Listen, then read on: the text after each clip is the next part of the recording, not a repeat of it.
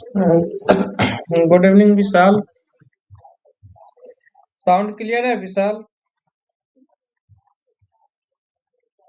Good evening, sound clear है क्या? Good evening विशाल।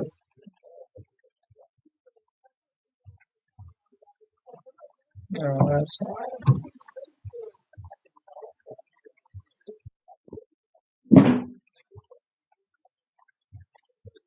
ठीक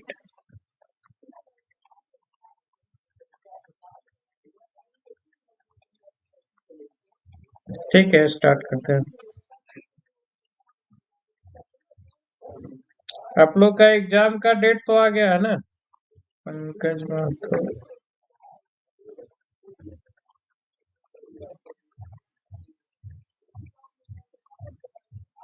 ठीक है, स्टार्ट कर लेते हैं, बाकी लोग ज्वाइन कर लेंगे।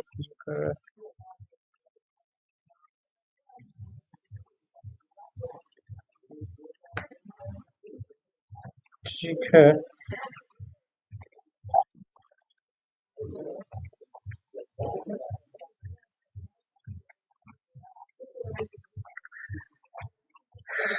आज हम लोग मेनली पढ़ेंगे ये जो कल डिस्कस कर रहे थे, warning line, statutory restriction line और कॉशनरी जोन, तीन चीज के बारे में आज पढ़ते हैं।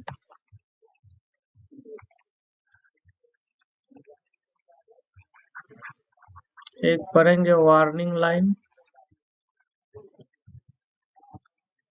उसके बाद एक होता है लार्ज प्रिकॉशनरी जोन,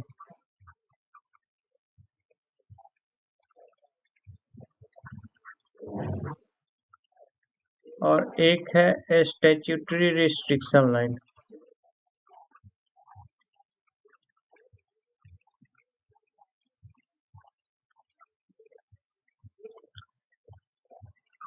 और एक ये लाइन नहीं है, ये जो सर्वेयर जो फुल फैक्ट्स लिखता है 120 मीटर वाला वो। तो ये तीन लाइन में सबसे पहले स्टैट्यूटरी रिस्ट्रिक्शन लाइन, तो ये सब आदमी को पता है।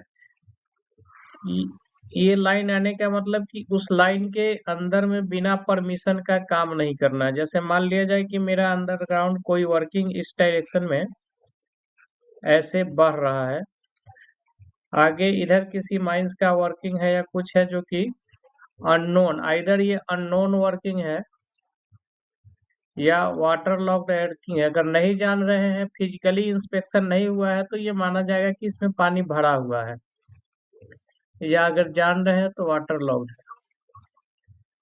तो ये बोलता है कि ये जो वाटर बॉडी है इससे 60 मीटर तक का डिस्टेंस, तो ये हो गया हमारा स्टैट्यूटरी रिस्ट्रिक्शन लाइन। ये स्टैट्यूटरी रिस्ट्रिक्शन लाइन हो गया। ये यहाँ तक तो सबको क्लियर होगा। उसके बाद वार्निंग लाइन, इधर कुछ मैसेज है क्या?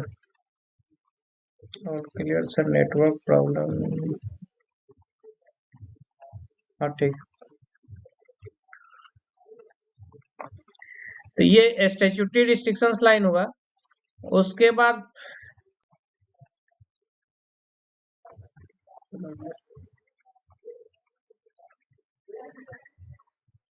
बोलता है इससे अगर 120 मीटर दूरी पर, इससे जो 120 मीटर के दूरी पर जो लाइन होगा उसको हम लोग बोलते हैं वार्निंग लाइन। क्या बोलते हैं उसको? Warning line.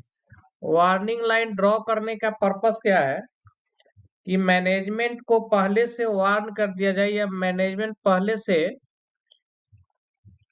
पहले से सतर्क हो जाए कि मेरा अब यहाँ के बाद आगे बढ़ेंगे तो ये 60 मीटर वाला एरिया आएगा। 60 मीटर के अंदर में जाना है तो बिना डीजीएमएस के परमिशन के नहीं जाना है, डीजीएमएस में भी सीआईएम के परमिशन चाहिए। तो ये 120 मीटर वाला लाइन माइन प्लान पे सर्वेयर जो है मार्क करके रखता है, ये सर्वेयर मार्क करके रखता है।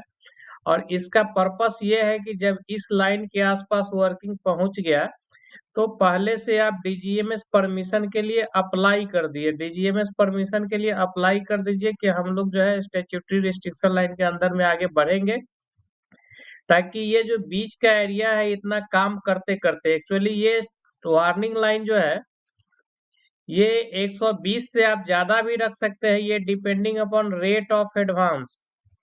रेट ऑफ एडवांस मतलब कि आप वैसे जगह पे रखिए जहां से कि बढ़ते बढ़ते अगर यहाँ तक आए तब तक हमको डीजीएमएस से परमिशन मिल जाए। इसका पर्पस सिर्फ यही है कि अर्ली हमको इंटीमेशन हो गया, ताकि हम डीजीएमएस में या जो भी स्टेच्यूटरी बॉडी है उसको हम लोग अप्लाई कर दे। अप्लाई करने के बाद इतना ये बीच का वर्किंग करते करते, ये बीच वाला वर्किंग को करते करते हमको इधर के काम करने के लिए परमिशन मिल जाए। तो ये वार्निंग लाइन यही होता है।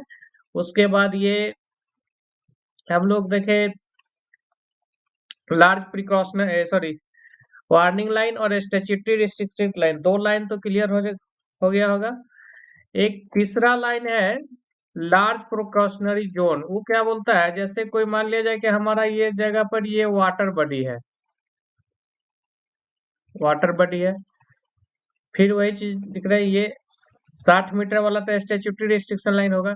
लेकिन यहाँ से 120 मीटर जब ड्रॉ कर रहे हैं तो हमारा पूरा जो जहां तक वर्किंग है, ये माइंड प्लान मेरा ये था कि यहाँ तक काम करना है। अब 120 मीटर का लाइन बिल्कुल इस पार हो रहा है, मतलब कि पूरा प्लान ही जो है, होल एरिया जो है हमारा 120 मीटर के अंदर में आ गया। होल एरिया जो है यदि 120 मीटर के अंदर में आ जाए तो उस कंडीशंस में अब यहाँ पर लाइन कहाँ ड्रॉ कीजिए, लाइन तो प्लान के बाहर हो जाएगा। 120 मीटर का ये वार्निंग लाइन क्या है, बाहर हो जा रहा है।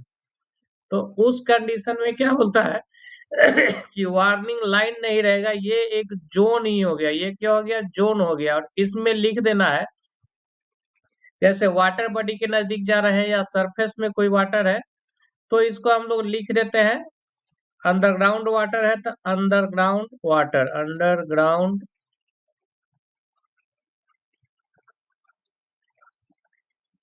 वाटर, कैपिटल लेटर में पूरा अक्रॉस द प्लान लिख देना है जो मतलब। और ये जहां तक लिखाएगा ये एक बाउंड्री के अंदर में ये हो जाएगा हमारा प्रिकॉशनरी जोन। तो जोन कब बनेगा, जब हमारा वार्निंग लाइन जो है इसके बाहर चला जा रहा है, तब प्लान के बाहर चला जा रहा है, उस केस में कंप्लीट एक जोन बन जाएगा जो कि कॉशनरी जोन होगा। इस जोन में जब वर्किंग होते रहेगा उस समय हम लोग अप्लाई कर देंगे कि आगे स्टैट्यूटरी रेस्ट्रिक्शन लाइन के आगे बढ़ने के लिए हम लोग डीजीएमएस से परमिशन लेंगे। तो ये तीन चीज समझना है। अब इसको लिटरेचर में देख लेते हैं क्या क्या लिखा है इसको। जैसे वार्निंग लाइन, वार्निंग लाइन के बारे में क्या कहें, वार्निंग लाइन जो है क्यों है, विजुअल अटेंशन ड्रॉ करने के लिए। ये अटेंशन के पर्पस क्या है, so that necessary permission for working within A statutory restricted area could be obtained well in time. ये लिखा है ताकि नेसेसरी परमिशन जो है हम लोग जो डीजीएमएस से परमिशन लेना है वो एडवांस में ले ले। वार्निंग लाइन का पर्पस क्या है कि रिस्ट्रिक्टेड एरिया में काम करने के पहले हम लोग एडवांस में परमिशन ले लें। और ये एक्चुअली 1976 का डीजीएमएस का सर्कुलर है, उसमें ये सर्कुलेट करके दिया गया था। उस समय यहाँ पर ये भी डिफाइंड है कि ये वार्निंग लाइन जो है डिपेंड करता है किस चीज पे, डिपेंड करता है रेट ऑफ एडवांस पे। अगर मान लिया जाए कि मेरा बहुत स्पीड में माइंड बढ़ रहा है तो उस केस में वार्निंग लाइन हम लोग 120 मीटर से ज्यादा भी रख सकते हैं, ताकि हमको अर्ली इंटीमेशन हो जाए और फर्दर 60 मीटर के अंदर पहुंचने के पहले डीजीएमएस से परमिशन ले ले। लेकिन यदि एग्जाम में पूछता है कि वार्निंग लाइन कितना मीटर पहले ड्रॉ करते हैं किसी वाटर बॉडी से, तो आप वहाँ 120 मीटर लिखिएगा। ये या अगर रेट बाकी डिपेंडेंट वाला क्वेश्चन पूछता है किस किस चीज पे डिपेंड करता है, तो वो रेट ऑफ एडवांस या प्रोडक्शन पे डिपेंड करेगा।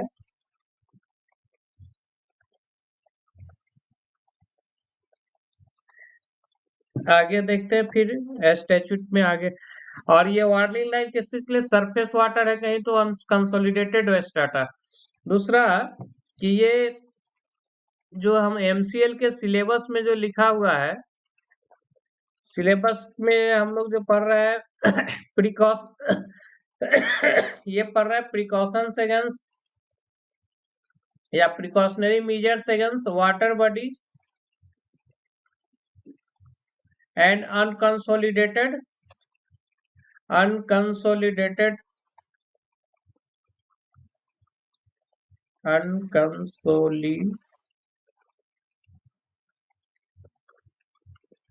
डेटेड स्ट्राटा या अनकंसोलिडेटेड मास। तो यहाँ पर बहुत सारा वीडियो देखे हुई है, कहीं कहीं पे अनकंसोलिडेटेड मास से रेगुलेशन 105 और 106 को कोरिलेट कर दिया गया है। जैसे आप बेले साहब का वीडियो देखे होइएगा, बहुत लोग, हम भी देखे हैं या और भी वीडियो में, ये 105 और 106 से इसको अनकंसोलिडेटेड मास को कोरिलेट कर सकते हैं। लेकिन चूंकि एमसीएल का सिलेबस में ये दिया है जहाँ प्रिकॉशनरी प्रिकॉशंस अगेंस्ट ये वाटर बॉडी, चाहे वर्किंग नियर, सिलेबस में क्या लिखा है, working near water body and consolidated mass. तो ये वाटर बॉडी और कंसोलिडेटेड मास का ये प्रिकॉशंस एक्चुअली ये दिया है सिलेबस में उठा के, ये डीजीएमएस का सर्कुलर 1976 के हिसाब से, इसी में दिया हुआ है surface water, unconsolidated strata, water bearing strata या अंडरग्राउंड वाटर, इसके अगेंस्ट में क्या प्रिकॉशंस लेंगे। तो यहाँ जो अनकंसोलिडेटेड स्ट्राटा है वो सिलेबस वाला पार्ट इसी अनकंसोलिडेटेड से कंसर्न है। अदरवाइज ये अनकंसोलिडेटेड सिलेबस में अलग रहता है, ये वाटर बॉडी के साथ में कनेक्टेड है, तो ये यहाँ से होता है। इसलिए यहाँ पर अनकंसोलिडेटेड में जो प्रिकॉशंस लेंगे उसको हम लोग डिस्कस कर लेते हैं। फिर आगे 105 और 106 नंबर रेगुलेशन में जो अनकंसोलिडेटेड वर्किंग है उसको भी हम लोग डिस्कस कर लेंगे। लेकिन इस वो तो ऐसे भी पूछेगा, ये इम्पोर्टेंट है। 106 नंबर रेगुलेशन तो बहुत इंपॉर्टेंट है। 105 चूंकि मैनुअल वर्किंग नहीं है इसलिए उतना इम्पोर्टेंट नहीं है। लेकिन यहाँ जो अनकंसोलिडेटेड स्ट्राटा है सिलेबस का पार्ट यहीं से है, सरफेस वाटर, अंडरग्राउंड वाटर या अनकंसोलिडेटेड स्ट्राटा में क्या हम लोग लेंगे। आगे देखते हैं ये सर्कुलर फिर आगे क्या बोलता है। और ये सर्कुलर को भी कहीं से लिया गया है। एक्चुअली पास्ट में बहुत सारा इनंडेशन का एक्सीडेंट होता था, पास्ट में बहुत सारा इनंडेशन का एक्सीडेंट हुआ है, और मैक्सिमम एक्सीडेंट का रीजन था inaccuracy in mine plan. Inaccuracy मतलब कि माइन प्लान जो है हमारा सही नहीं थे, बनाने वाले जो सर्वेयर थे वो उतने कॉम्पिटेंट नहीं थे। दूसरा क्या है कि सर्वे डिसिप्लिन में प्रमोशन वैसा नहीं था, अब तो बहुत अच्छा कर दिया है। सर्वेयर से एग्जीक्यूटिव लोग बनता नहीं था, उसमें second class first class exam नहीं है, ओवरमैन मैनेजर सब कुछ बन जाता था, सर्वेयर सर्वेयर का रह जाता था। तो इसलिए प्रमोशन नहीं है तो लोग उतना इंटरेस्ट से काम वगैरह नहीं करता था, या उतना स्किल्ड मैन पावर भी इसमें नहीं था। बाद में फिर बहुत सारा कोर्ट ऑफ इंक्वायरी का आया कि एग्जीक्यूटिव सर्वेयर में भी, असिस्टेंट मैनेजर सर्वे में अब बहाली भी होने लगा है बहुत सारे कंपनी में। तो ये प्रीवियस जो इनंडेशन का एक्सीडेंट हुआ है उस समय एक रिकमेंडेशन आया था, ये article 4 of coal mine surveying practice recommended by technical committee on mining standard in respect of standard of accuracy of mine plan. तो ये माइन प्लान से रिलेटेड क्या एक्यूरेसी रहेगा, उसमें कुछ कुछ जो है रिकमेंडेशंस दिया था इनंडेशन हजार्ड से बचने के लिए, और बाकी माइन प्लान से एक्यूरेसी से रिलेटेड उस रेस्पेक्ट में क्या क्या दिया है उसको देखते हैं। उसी का एक्सट्रैक्ट है ये सर्कुलर। जैसे पहला था रेस्पॉन्सिबिलिटी, एक वहीं से बाद में फिर ये रेगुलेशन में भी अमेंडमेंट हुआ और फिर जो है ये नया रेगुलेशन में चेंज हुआ। तो ये एक तो था कि सर्वेयर को पहले ये पुराना डाटा इसलिए इसको रेड कर दिया है कि 75 मीटर किसी वाटर लॉक्ड वर्किंग के 75 मीटर के अंदर में आएगा तो क्या फुल फैक्ट लिखने के लिए। एक्चुअली ये 1957 के रेगुलेशन में भी, 1957 में भी 75 था। अब ये डाटा कल हम लोग देखे, ये रेगुलेशन में 2017 के रेगुलेशन में 120 हो गया है, तो इसको 120 करके ये पढ़ना पड़ेगा कि 120 मीटर ही वाटर बॉडी के एडवांस में सर्वेयर अपना फुल फैक्ट डायरी में लिख लेता है और फिर मैनेजर से काउंटर साइन कर लेता है। काउंटर साइन कराने का मतलब कि मैनेजर को इंटीमेट हो गया कि हम लोग वाटर बॉडी की तरफ बढ़ रहे हैं। 120 मीटर, इसलिए 120 मीटर वाला डाटा लगेंगे। एक चूंकि सर्कुलर ये 1976 का था तो उसमें से हम लोग उठाए, लेकिन बाकी जो प्रिकॉशंस है वो वही रहेगा। तो इनंडेशन के लिए सरफेस अनकंसोलिडेटेड, इसके लिए प्रिकॉशंस लेना है, आगे क्या क्या लेना है फिर देखते हैं। जैसे पहला वाला है कि effort shall be made,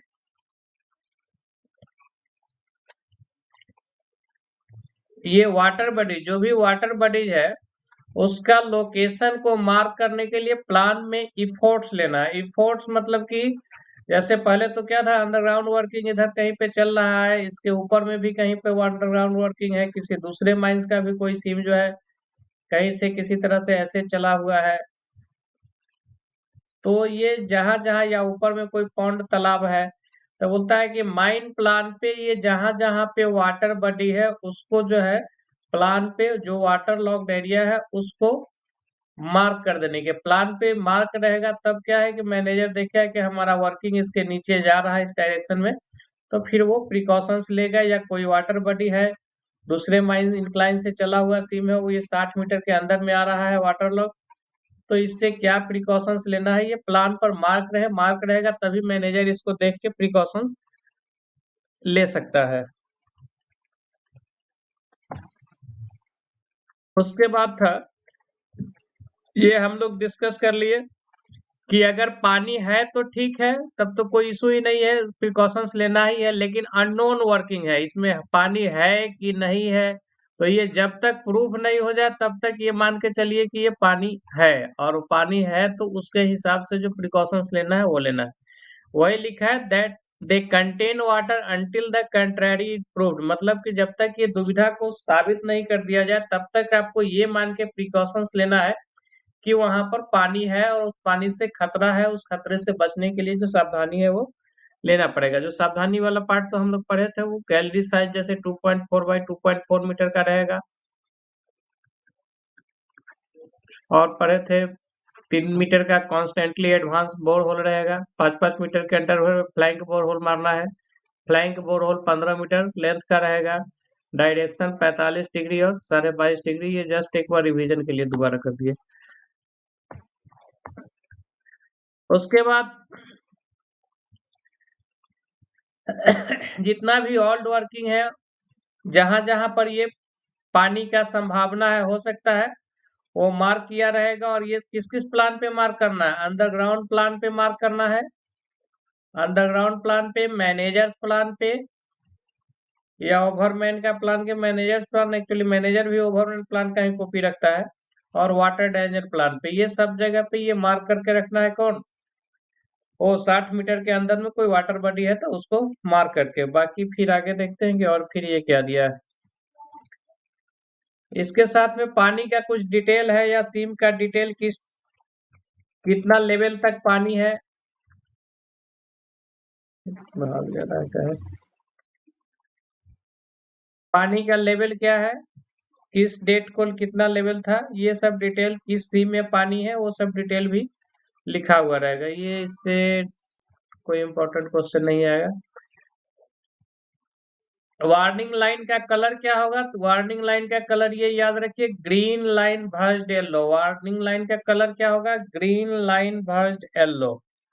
green line verged yellow इसका कलर रहेगा। 120 मीटर पहले रहेगा वाटर बॉडी से। क्लास स्टार्ट हुआ कितना टाइम हुआ? Manager plan, actually manager plan यहाँ दिया, और मैनेजर प्लान कुछ अलग से नहीं है, वो ओवरमैन हैंड प्लान का कॉपी भी मैनेजर एक पॉकेट में जब माइंस में जाता है तो रखता है, अदरवाइज मैनेजर प्लान नहीं है। उस समय ये लगता है फ्लो में लिख दिया है ये। आप वर्किंग प्लान ही समझिए, वो मैनेजर प्लान करके कुछ नहीं होता है। ये एक्चुअली ये कोड ऑफ प्रैक्टिस जो है ये सर्वे वाला लोग बनाया है, मैनेजर्स प्लान करके नहीं है कुछ। ओवरमैन्स प्लान है, hand tracing plan, underground plan, water danger plan. जो वर्किंग प्लान है उसी का कॉपी मैनेजर भी रखता है। या ट्रेसिंग, जो जो ओवरमैन को ट्रेसिंग दिया जाएगा उसको लगता है ये ओवरमैन प्लान क्या है, जो ट्रेसिंग मैनेजर को दिया जाएगा वो मैनेजर प्लान करके कर दिया है यहाँ। तो वो सारे ट्रेसिंग पे ये अप टू डेट रहेगा। ग्रीन लाइन भर येलो कलर हो गया, 120 मीटर डिस्टेंस हो गया। लार्ज कॉस्टनरी जोन, जैसा कि हम लोग दिखाइए, कहीं लार्ज कॉस्टनरी जोन है, कहीं पर ये प्रिकॉशनरी जोन है। तो ठीक है, लार्ज कॉस्टनरी जोन बोलिए, वो क्या बोलिए, ये सिचुएशन कब आएगा? जबकि 120 मीटर का एरिया ड्रॉ किया और 120 मीटर के अंदर में पूरा हमारा प्लान आ गया या पूरा माइन आ जा रहा है, तो उस कंडीशंस में क्या करना है? उस कंडीशन में बोल रहा है यदि सरफेस वाटर से डेंजर है तो सरफेस वाटर पूरा प्लान के अलॉन्ग लिख देंगे, अंडरग्राउंड वाटर से डेंजर है तो अंडरग्राउंड वाटर पूरा प्लान के ऊपर में लिख देंगे, जो भी एप्लीकेबल हो।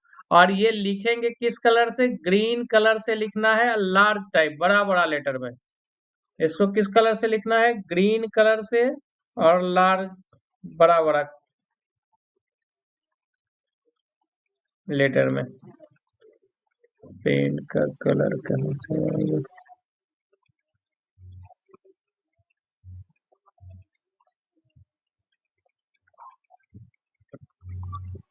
ठीक है, देख।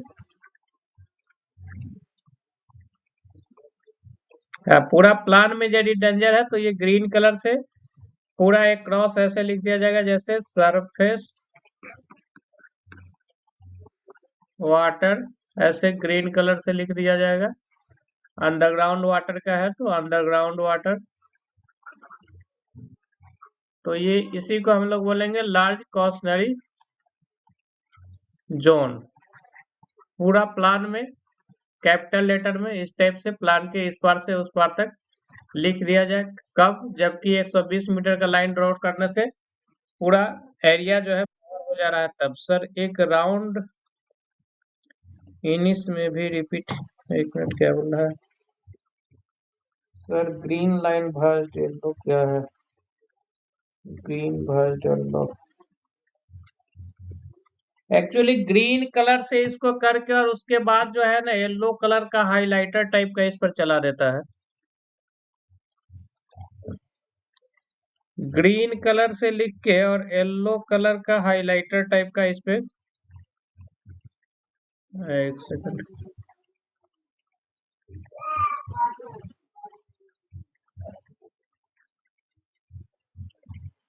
इस टाइप से कर देगा। ये येलो कलर का हाइलाइटर टाइप का कर देगा तो ये हो जाएगा आपका ग्रीन भर्ज येलो।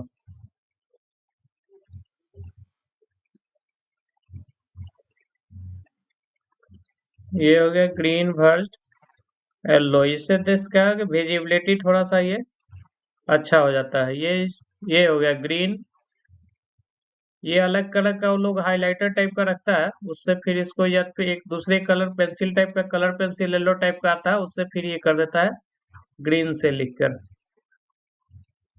फिर ग्रीन भर्ज येलो हो गया। नेक्स्ट क्या है सर? एक राउंड इनिस में भी रिपीट कर दीजिए। क्या पूछ रहा है सुमन भट्टाचार्य जी? इंग्लिश, एक राउंड इंग्लिश में भी रिपीट कर दीजिए। एक राउंड इंग्लिश में भी रिपीट कर दीजिए।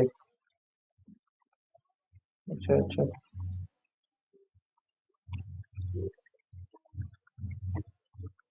इंग्लिश में तो पूरा लिखा हुआ है।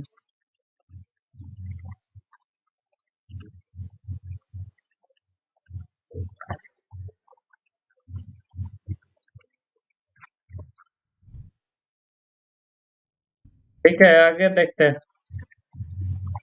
इंग्लिश में फिर सब लोग डिस्टर्ब हो जाएगा। इंग्लिश में इसको खुद का एक बार रीडिंग डाल लीजिए। इसमें हम लोग 3 चीज ही बताए हैं। इसको हिंदी इंग्लिश लिटरेचर से तो ज्यादा इशू नहीं होगा। अभी टोटल टॉपिक्स में पहले इसको कंप्लीट करते हैं, तब हिंदी इंग्लिश करेंगे। नेक्स्ट हम लोग आ जाते हैं जो लिटरेचर में जो इस सर्कुलर का है, स्टैट्यूटरी रिस्ट्रिक्शन लाइन।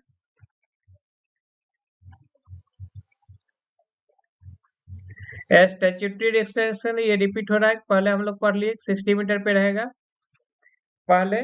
और ये जो डिस्टेंस है, शॉर्टेस्ट डिस्टेंस इधर वर्टिकल हो, हॉरिजेंटल हो या इंक्लाइंड हो, मतलब कि जो वाटर बॉडी है, जो वर्किंग है और जो वाटर बॉडी है, उसके बीच का जो शॉर्टेस्ट पड़ेगा, अगर ये शॉर्टेस्ट हुआ तो ये वर्टिकल, शॉर्टेस्ट हुआ तो वर्टिकल, इंक्लाइंड शॉर्टेस्ट हुआ तो इंक्लाइंड, मतलब ये तीनों में जो कम आएगा उसी डिस्टेंस से के हिसाब से हम लोग को जल्दी से सावधानी लेना शुरू कर देना है। और जब वहां जाएगा तो क्या करना है? विदाउट चीफ इंस्पेक्टर के परमिशन से काम नहीं करना है। फिर क्या है सर? प्रिकॉशन जोन रहेगा, उसमें रिस्ट्रिक्शन लाइन कहाँ होगा? जो प्रिकॉशनरी जोन होगा उसमें रिस्ट्रिक्शन लाइन कहाँ होगा? अच्छा ठीक है। देखिए जो प्रिकॉशनरी जोन होगा, जैसे ये मान लिया जाए कि हमारा ये वाटर बॉडी यहाँ हो गया, तो रिस्ट्रिक्शन लाइन तो हमको 60 मीटर के डिस्टेंस में ड्रॉ करना ही है। वो 60 मीटर के डिस्टेंस में रिस्ट्रिक्शन लाइन ड्रॉ हमको करना ही है, स्टैट्यूटरी रिस्ट्रिक्शन लाइन। अब क्या है कि हम लोग क्या कर रहे हैं, 60 मीटर के डिस्टेंस पे ये स्टैट्यूटरी रिस्ट्रिक्शन ड्रॉ कर रहे हैं, और 120 मीटर के डिस्टेंस पे हम लोग क्या कर रहे हैं, वार्निंग लाइन करना था। तो वार्निंग लाइन 120 किए तो हमारा माइन प्लान से बाहर हो गया, तो इसलिए हम लोग बोले बाहर हो गया, तो टोटल एरिया को ही हम लोग, कंप्लीट एरिया को हम लोग क्या कर दिए, इसको कर दीजिए लार्ज कॉशनरी जोन, और लार्ज कॉशनरी जोन में हम लोग लिख दिए अंडरग्राउंड वाटर या जो भी। तो मतलब इससे सावधानी लेने का जरूरत है, ये चीज को हम लोग लिख दिए। तो ये स्टैट्यूटरी लाइन तो 60 मीटर के डिस्टेंस पे रहेगा ही, ये दिखाना ही पड़ेगा।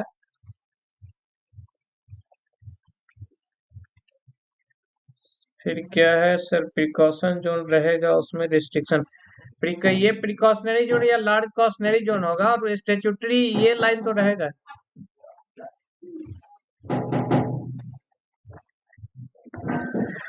हाँ, फिर ये इस टाइप का जब सिचुएशन आता है, 120 मीटर वाला आ जाता है, तो वहां पर प्लान वगैरह सही है कि नहीं, उसके लिए चेक सर्वे कर लेता है। चेक सर्वे के लिए एक्चुअली अपना गलती अपने जल्दी पकड़ाता नहीं है, तो इंडिपेंडेंट सर्वेयर से बोलता है। इंडिपेंडेंट सर्वेयर मतलब कि दूसरे माइन का सर्वेयर या दूसरे एरिया का सर्वेयर को बुलाइए।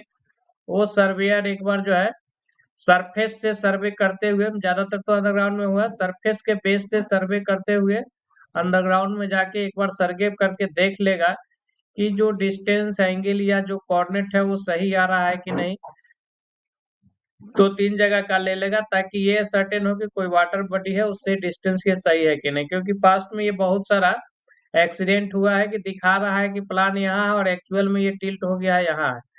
तो ये इधर समझ रहा है कि हमारा माइन वाटर से दूर है, लेकिन यहाँ पता चला कि 50 मीटर के अंदर में आ गया, और ये बैरियर टूट के पानी को, माइंस को इनंडेट कर दिया।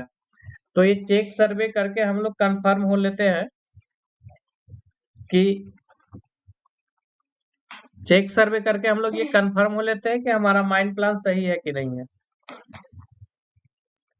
नेक्स्ट इसमें ये अंडरग्राउंड, सॉरी, वो जो वाटर बॉडी से जो प्रिकॉशंस था उसमें इतना ही था। जो हम लोग बाकी स्टैट्यूट में जो दिया है 149 और 150, और वो सर्कुलर वाला पार्ट इतना है, बाकी कोर्ट ऑफ इंक्वायरी का जानने का जरूरत नहीं है। ऑब्जेक्टिव पॉइंट ऑफ व्यू से जरूरत नहीं है, और सब्जेक्टिव क्वेश्चन रहता नहीं है, इसलिए कोर्ट ऑफ इंक्वायरी के सजेशंस को हम लोग नहीं देखेंगे। अब हम लोग आ जाते हैं कि उसी सर्कुलर में दिया है working in the proximity of unconsolidated surface deposit. और एमसीएल के सिलेबस में भी यही है, working near water bodies and unconsolidated surface लिखा होगा, या अनकंसोलिडेटेड मास होगा, या अनकंसोलिडेटेड डिपॉजिट होगा, या स्ट्राटा होगा। तो चूंकि ये वाटर बॉडी के साथ में कनेक्टेड है, तो इस ये जो भी सिलेबस प्रिपेयर किया है वो यहीं से उठाया है सिलेबस। क्वेश्चन कहीं से हो, लेकिन सिलेबस यहीं से उठाया है। तो अब इसमें देखते हैं, अनकंसोलिडेटेड मास का मतलब है वैसा मटेरियल जो कि बह सकता है। तो बहने वाला एक तो पानी है, तो पानी का तो प्रिकॉशन हम लोग अलग से देख लिए। उसके अलावा पानी या लिक्विड का हम लोग देख लिए। उसके अलावा जैसे मड हो, जैसे पूरा कीचड़ वाला हो, जैसे ये बगल के पिक्चर में दिख रहा है कि ये पूरा कीचड़ टाइप का हो, मड्डी हो, या वो जो क्विक सैंड है वो बहने वाला कीचड़ टाइप का, जो सैंड टाइप का हो, वो सब टाइप का अगर हो, या बिल्कुल लूज बालू जैसा हो, तो ये सब जगह पर भी काम करने के पहले बोलता है कुछ प्रिकॉशंस लेना पड़ेगा। और वो प्रिकॉशंस भी जैसे हम लोग वाटर बॉडी के अगेंस्ट में प्रिकॉशन लिए हैं, उसी टाइप का पैरेलल प्रिकॉशन अनकंसोलिडेटेड डिपॉजिट के पास भी काम करने के लिए बोलता है।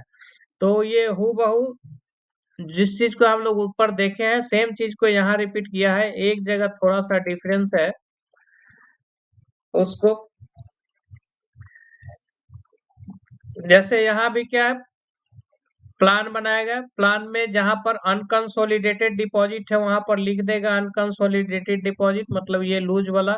इसको लिखेगा कलर से ग्रीन लार्ज टाइप लेटरिंग, जैसे ब्लू कलर से ये पूरा लिख देगा कि इस जगह पर इधर जो है आगे जो है हमारा अनकंसोलिडेटेड लूज टाइप का आ रहा है, तो ये लिख देगा ग्रीन कलर से अनकंसोलिडेटेड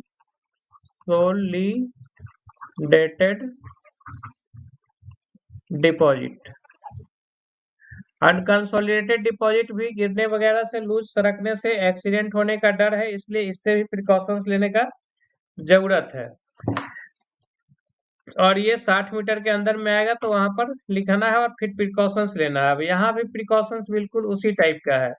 यहाँ भी एक क्या होगा, एक वार्निंग लाइन होगा। यहाँ भी हम लोग सर्वेयर क्या करेगा, वार्निंग लाइन प्लान पर डिपेंड करेगा। यहाँ जो वार्निंग लाइन है इसमें दो चीज दिया है। एक तो 120 मीटर पर जैसे अनकंसोलिडेटेड डिपॉजिट है तो इससे 120 मीटर पहले एक पैरेलल वार्निंग लाइन ड्रॉ करेगा, या 120 मीटर, या दूसरा बोलता है कि जो हमारा वर्किंग थिकनेस है, मान लिया कि यहाँ पर हम काम करने बढ़ रहे हैं तो वहां जो सीम का थिकनेस है, जिस सीम में काम कर रहे हैं, अगर मान लिया जाए कि हम सीम में काम कर रहे हैं वो 11 मीटर का सीम है, तो वर्किंग थिकनेस ऐसे 11 मीटर स्पेशल मेथड में ही है, जैसे ब्लास्टिंग गैलरी या कुछ ऐसा मेथड है, तो या 11 मीटर है, तो 11 मीटर है तो बोलता है सीम थिकनेस गुने 10 टाइम्स, कितना हो गया ये 110 मीटर। दूसरा और क्या दिया हुआ है 120 मीटर।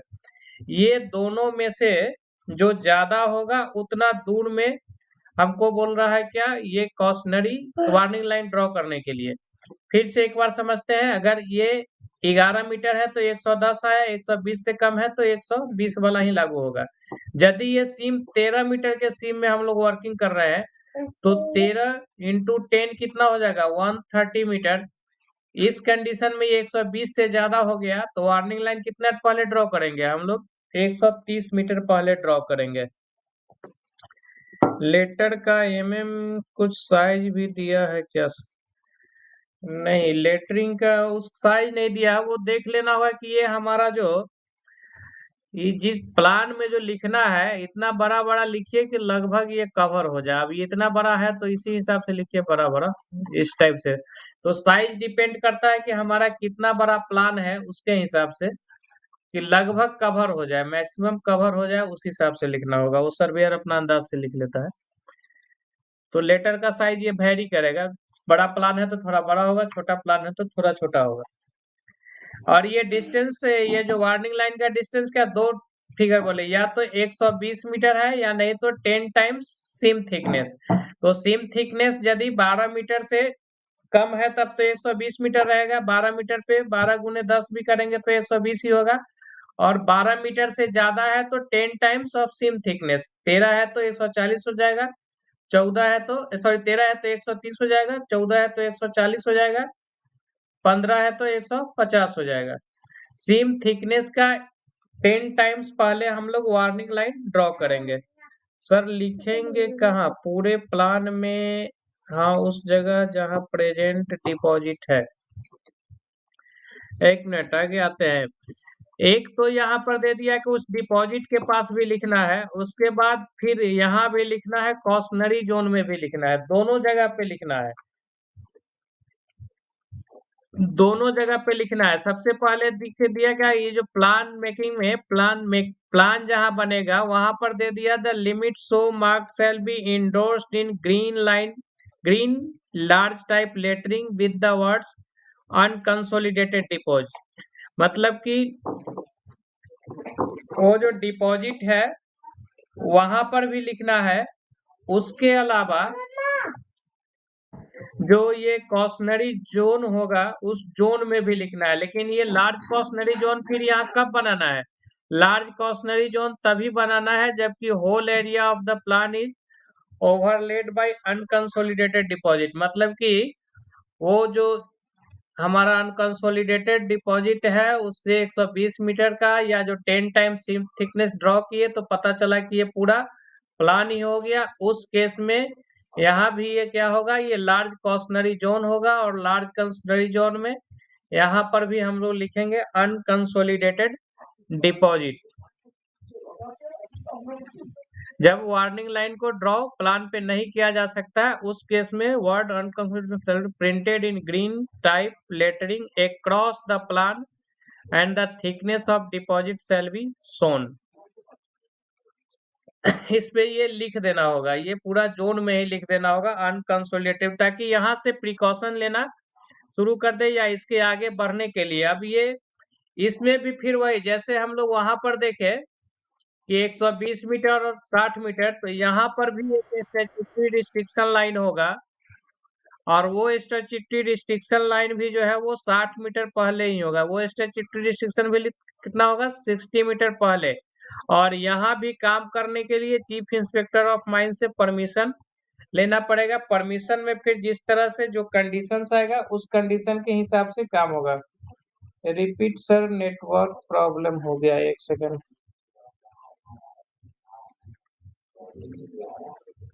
ठीक है, इसको रिपीट करते हैं। कौशल सिंह, ये कितना के रेशियो में प्लान बनाते हैं? ये तो वर्किंग प्लान या वाटर डेंजर प्लान है, वो है ना।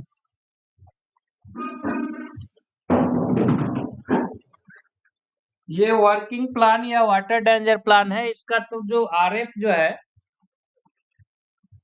वाटर डेंजर प्लान और वर्किंग प्लान, इस सब का तो आरएफ कर दिया ना, 1:1000 या 1:2000 पर बनाइए, जब तक कि अदर कोई स्केल पे नहीं बोला गया है। तो इसी दोनों में से कोई स्केल पे रहेगा, 1:1000 या 1:2000 पे।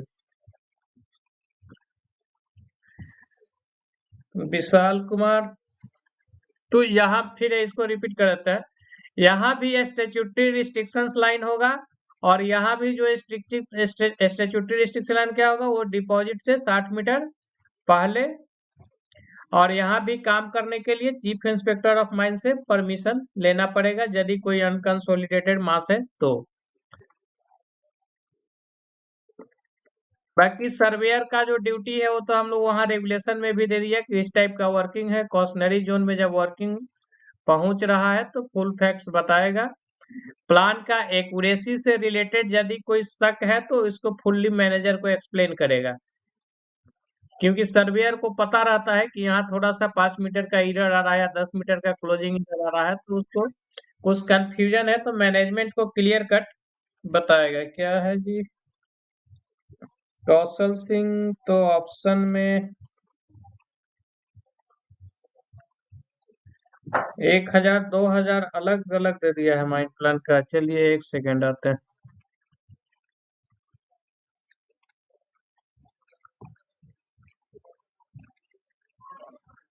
एक सेकेंड, माइंड प्लान।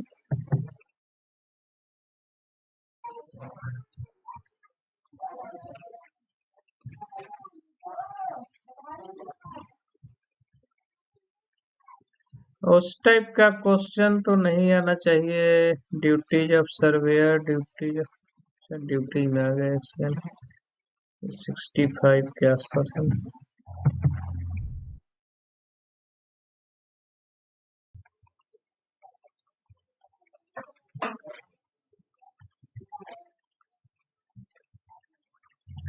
ये जो general requirement about the mine plan है उसमें तो दिया unless otherwise provided be on scale having RF.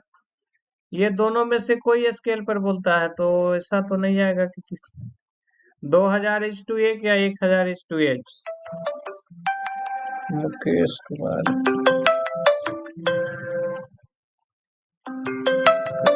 Call receive करेंगे। ठीक है, ये 2000:1 या 1000:1 रहेगा। 65 का जी में कुछ और दिया है क्या?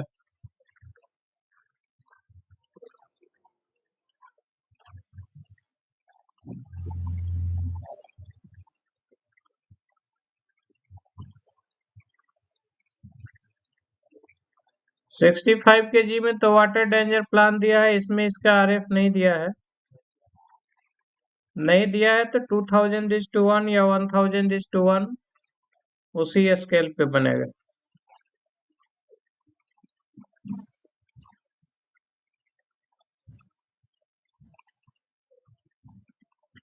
ठीक है, आगे बढ़ते हैं।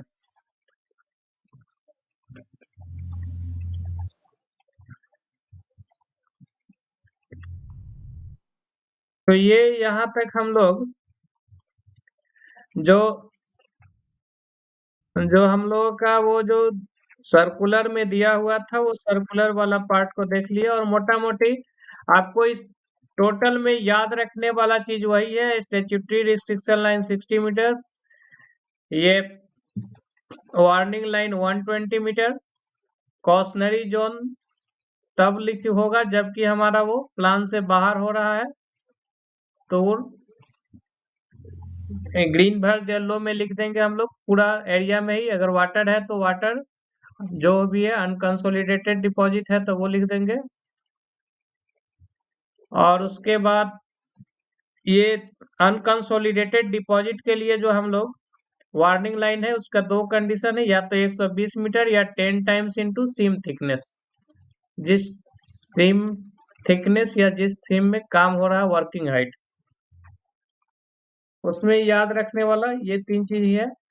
बाकी जब 60 मीटर के अंदर आएगा तो उसके लिए परमिशन किससे लेना है? दोनों ही केस में चीफ इंस्पेक्टर ऑफ माइन से लेंगे।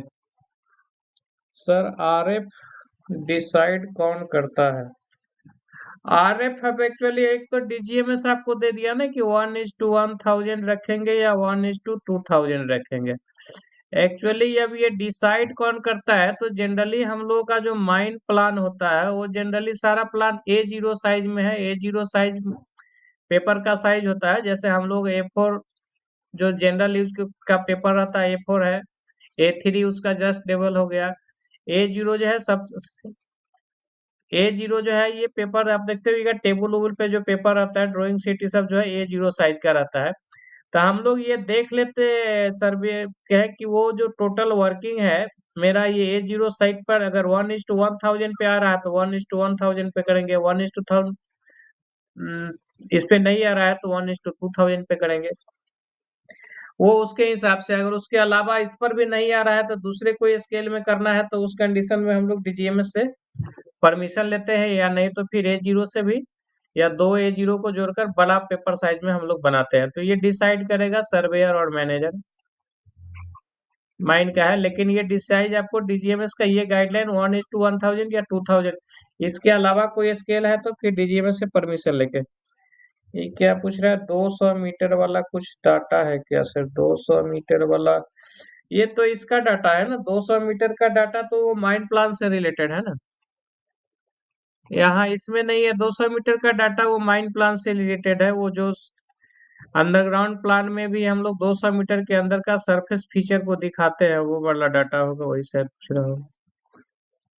200 मीटर का वही डाटा है। 1 मिनट कि जो भी अंडरग्राउंड प्लान है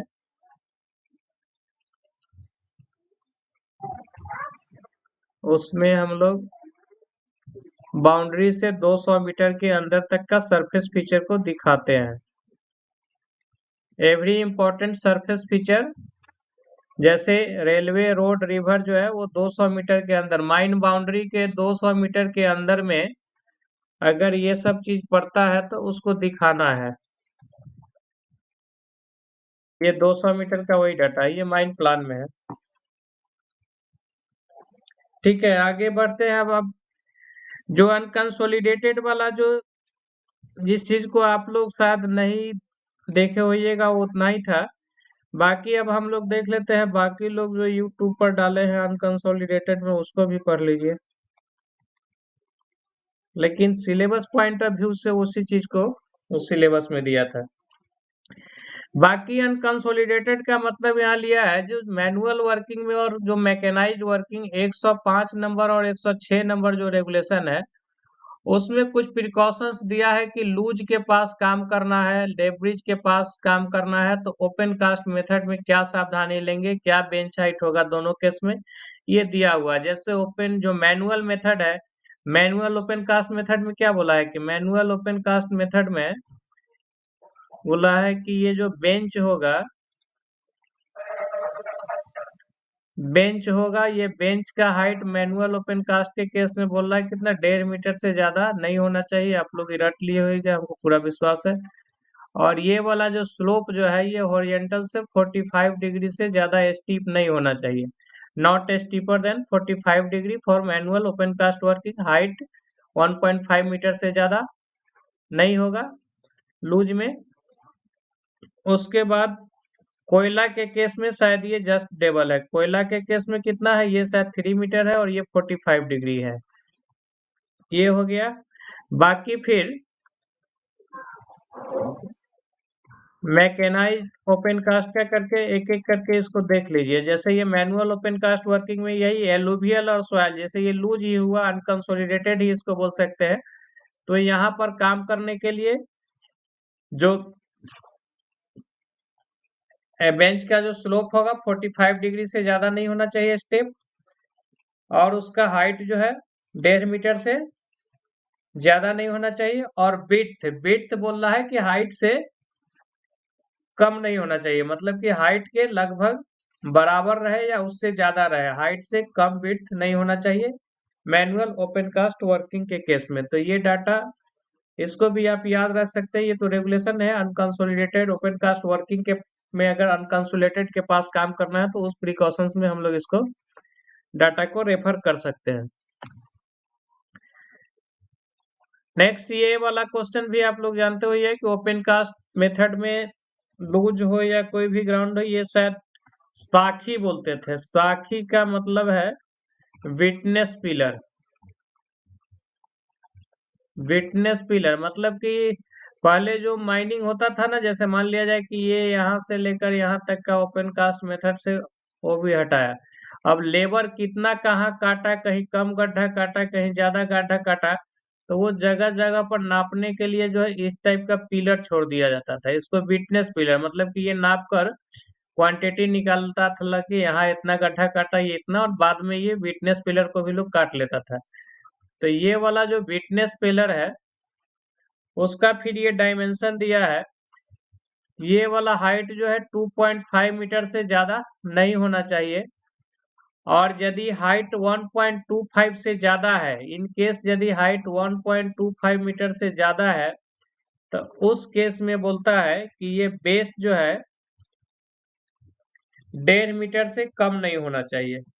ये इसका बेस का जो डायमीटर है वो 1.5 मीटर से कम नहीं होना चाहिए। आप लोग भी रेगुलेशन में इसको देख पढ़ लिए होइएगा कि जो विटनेस के लिए जो इन सीटू पिलर छोड़ते हैं उस पिलर का हाइट 2.5 मीटर से ज्यादा नहीं होगा, और जहां हाइट 1.25 मीटर 1.25 मीटर से ज्यादा हो रहा है वहां पर डायमीटर 1.5 मीटर से कम नहीं होना चाहिए। डायमीटर का मतलब यही है कि ये जो पिलर छोड़ेंगे इसका ये डायमीटर 1.5 से कम नहीं होगा। कब? जब ये हाइट 1.25 से ज्यादा है तब, और 2.5 से ज्यादा तो करना ही नहीं है। फिर क्या है सर, एक कंफ्यूजन कर दिए। रेगुलेशन 85 का 2B पॉइंट, रोप को लेकर, रोप के लेकर थोड़ा, रेगुलेशन 85 का 2B पॉइंट। अच्छा देखते हैं उसमें क्या दिया है, देखते हैं रेगुलेशन 85 का 2B पॉइंट। ठीक है, इसको क्लियर कर लेते हैं, फिर लास्ट में उसको देखते हैं। स्पिनिंग एंड नॉन स्पिनिंग का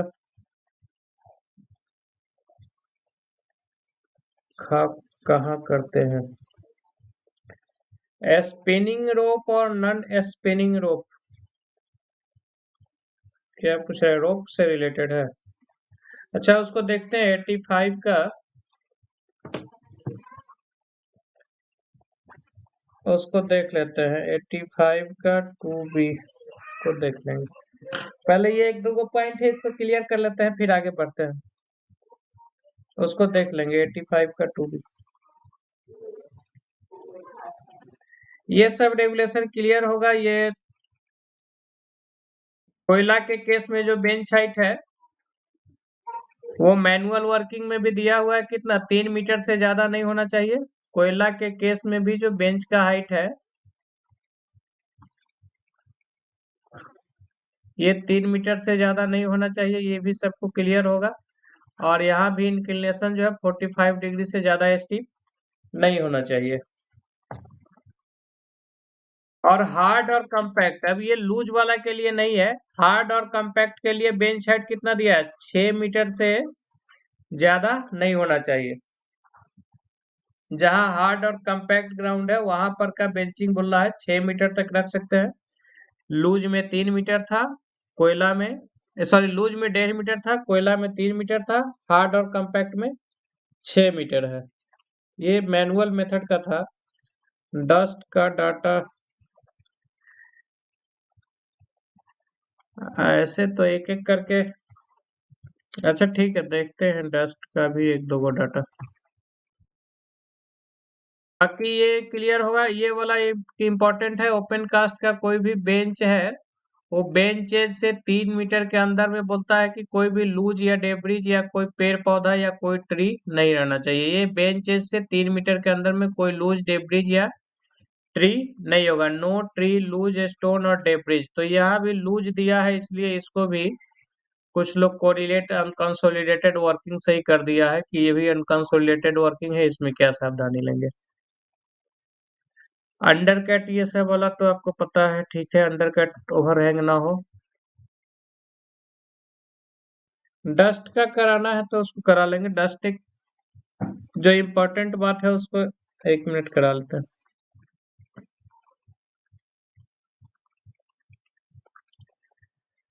और ये मैकेनाइज्ड ओपन कास्ट का इसमें क्या है कि सबसे पहले तो अब आज के डेट में कंपलसरी कर दिया है कि हर एक ओपन कास्ट माइन का साइंटिफिक स्टडी करवाना है। साइंटिफिक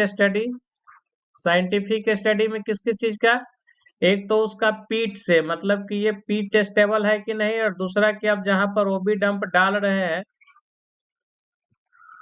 ये जहां भी आप ओबी डंप डाल रहे हैं वो ओबी डंप हमारा सही है कि नहीं, बेंचिंग किया हुआ है कि नहीं। तो ये सारा चीज का साइंटिफिक स्टडी कराने के लिए बोलता है।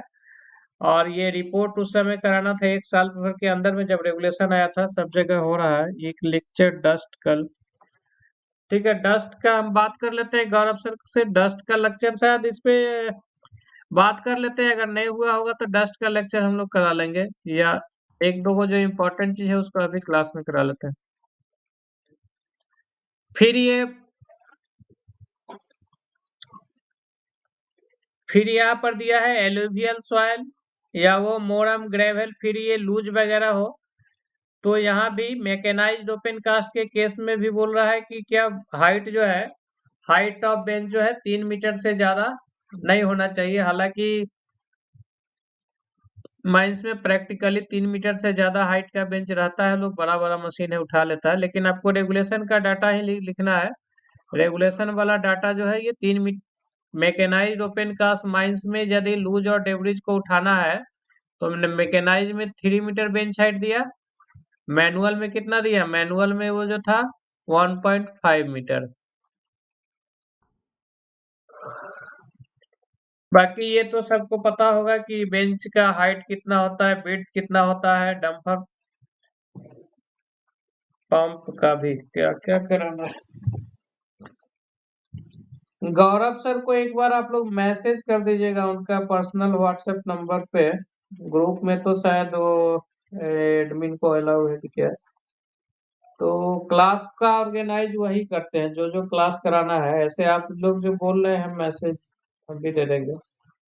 पर्टिकुलर एमसीक्यू का सिलेबस से 10 अलग अलग इम्पोर्टेंट एमसीक्यू, एमसीक्यू पंप का भी, डस्ट क्या लिखा, डस्ट का,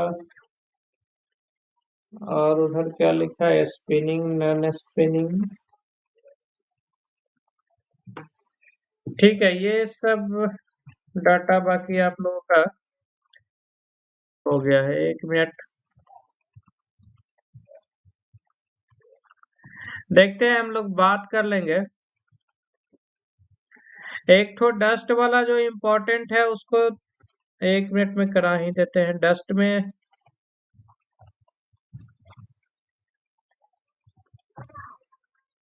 जो पूछने वाला क्वेश्चन है डस्ट में,